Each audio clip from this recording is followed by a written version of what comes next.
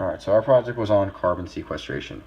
So a little bit of background about not only carbon sequestration but also climate change is ever since the early 1800s when the Industrial Revolution came about, all these new industrialized practices burned a lot of fossil fuels.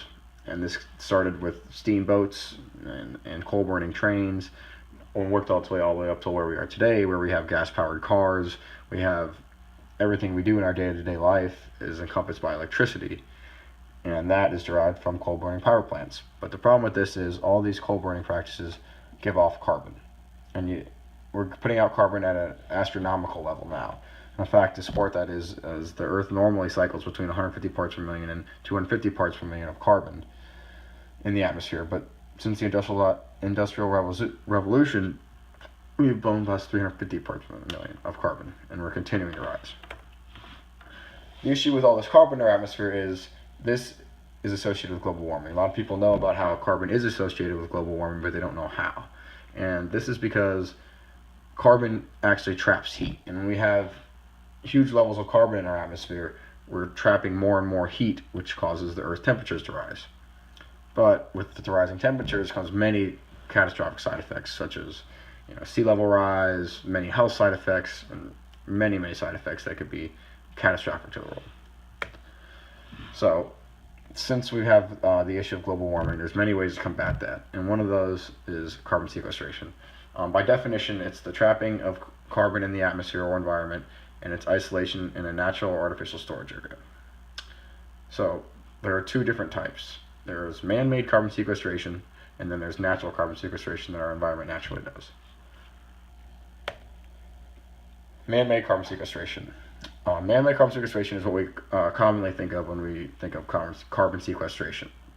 These techniques have been around for a very long time, but it's only become prominent in recent times because of the issue of global warming in the last 50 years, say.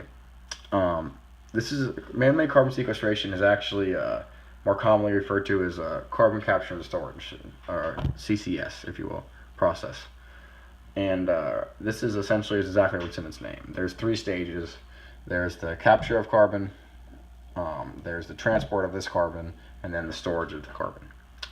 And there's two types of CCS, and that is oceanic carbon sequestration and terrestrial carbon sequestration, which I'll get into later. One example of the terrestrial carbon sequestration is the Carbfix project, which is what our topic was based on.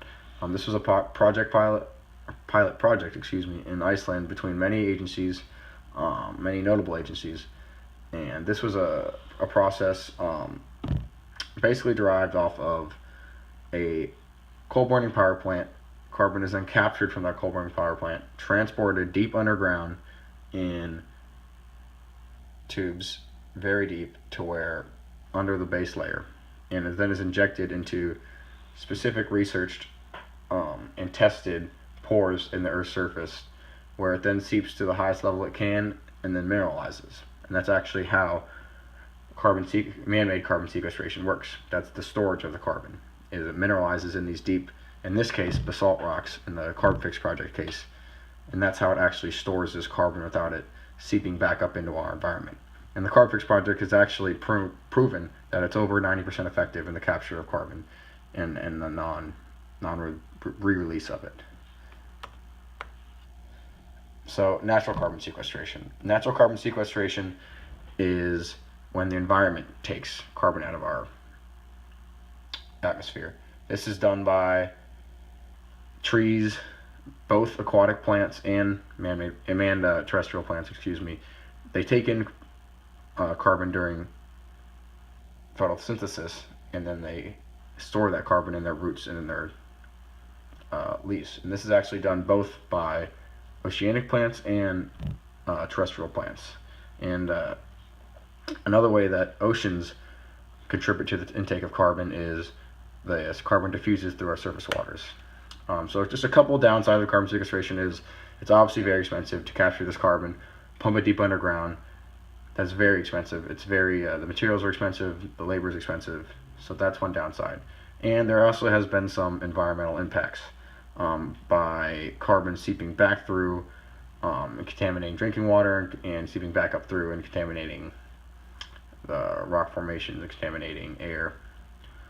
And the other side is there are also renewable energy sources that can be implemented to combat climate change, which are easier implemented and more cost effective.